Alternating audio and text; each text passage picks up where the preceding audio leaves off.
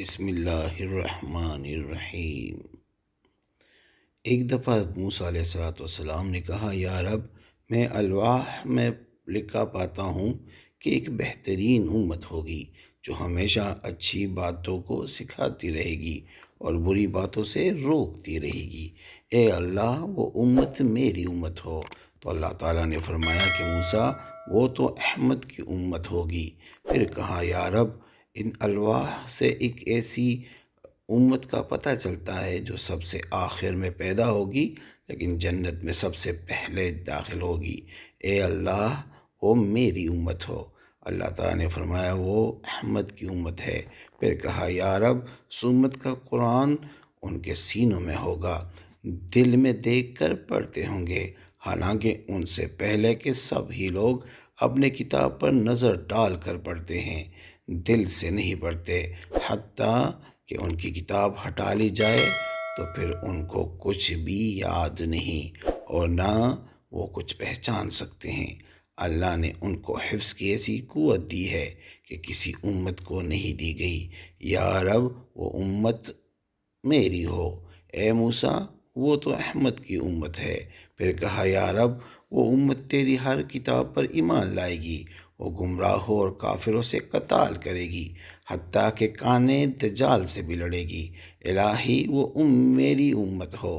اللہ نے فرمایا، یہ احمد کی امت ہوگی۔ پھر موسیٰ علیہ السلام نے کہا، یا رب، الواح میں ایک ایسی امت کا ذکر ہے کہ وہ اپنے نذرانے اور صدقات خود آپس کے لوگ ہی کھا لیں گے، حالانکہ اس سے پہلے تک کی امتوں کا یہ حال تھا کہ اگر وہ کوئی صدقہ پیش کرتے اور قبول ہوتا تو اللہ آگ کو بھیجتے اور آگ اسے کھا جاتی، اور اگر قبول نہ ہوتا اور رد ہو جاتا تو پھر بھی وہ اس کو نہ کھاتے بلکہ درندے اور پرندے آ کر کھا جاتے، اور اللہ ان کے صدقے ان کے امیروں سے لے کر ان کے قریبوں کو دے گا۔ یا رب، وہ میری امت ہو۔ تو فرمایا، یہ احمد کی امت ہوگی۔ پھر کہا، یا رب، میں الواح میں پاتا ہوں کہ وہ اگر کوئی نیکی کا ارادہ کریں گے لیکن عمل نہ لا سکے پھر بھی ایک ثواب کے حقدار ہو جائیں گے، اور اگر عمل میں لایا جائے تو وہ 10 حصے ثواب ملے گا، بلکہ 700 حصے تک۔ اے اللہ، اے اللہ، وہ میری امت ہو۔ تو فرمایا، وہ احمد کی امت ہے۔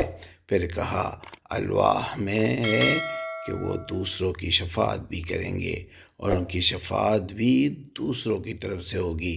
اے اللہ، وہ میری امت ہو۔ تو رب تعالیٰ نے فرمایا کہ یہ احمد کی امت ہوگی۔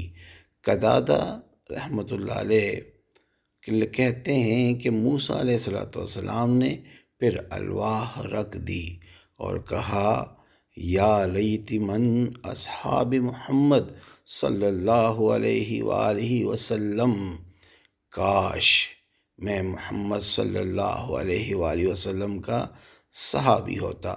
اس کا ذکر تفسیر ابن کثیر میں موجود ہے۔ امید کرتا ہوں آج کی ویڈیو آپ کو پسند آئی ہوگی۔ اگر پسند آئی ہے تو برائے مہربانی اس کو لائک کرے، شیئر کرے تاکہ دوسرے اس سے فائدہ اٹھا سکے، اور برائے مہربانی ہمارے چینل روحانی علاج کو بھی ضرور سبسکرائب کرے۔ جزاک اللہ۔